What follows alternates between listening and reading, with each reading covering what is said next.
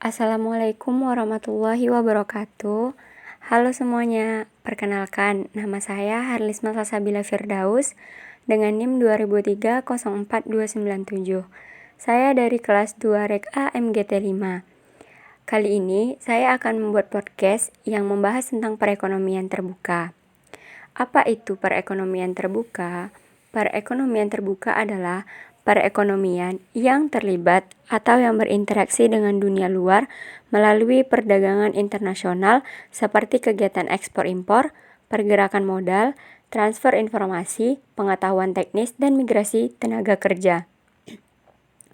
Sistem perekonomian ini memberikan kesempatan kepada masyarakat untuk berinteraksi dengan negara lain dalam bidang ekonomi, baik itu perorangan, swasta, maupun pemerintah. Berikut merupakan faktor terjadinya sistem perekonomian terbuka. Yang pertama, yaitu perbedaan kondisi.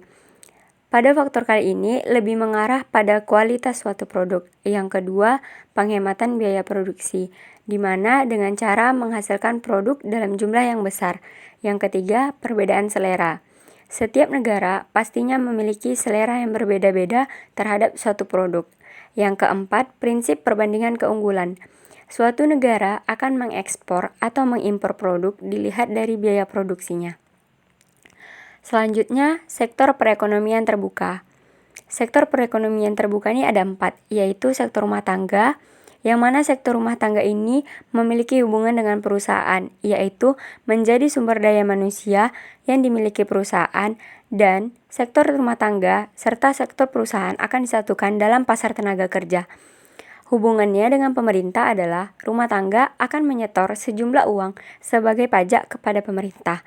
Dan sektor rumah tangga memiliki hubungan dengan negara lain, yaitu rumah tangga akan mengimpor barang atau jasa dari luar negeri guna memenuhi kebutuhannya.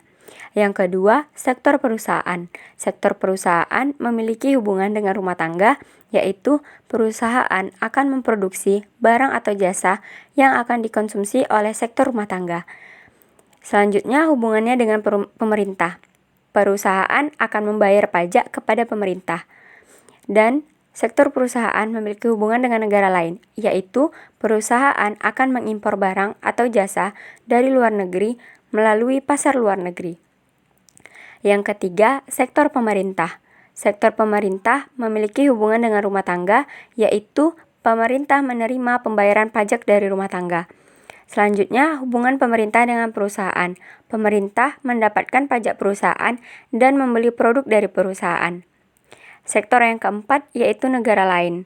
Sektor ini memiliki hubungan dengan rumah tangga, yaitu menyediakan barang atau jasa untuk kepentingan rumah tangga. Dan sektor ini juga memiliki hubungan dengan perusahaan, yaitu mengekspor produk mereka ke bisnis perusahaan. Selanjutnya, keuntungan sistem perekonomian terbuka. Keuntungan ini ada 6. Yang pertama, memperluas pasar perusahaan dalam negeri.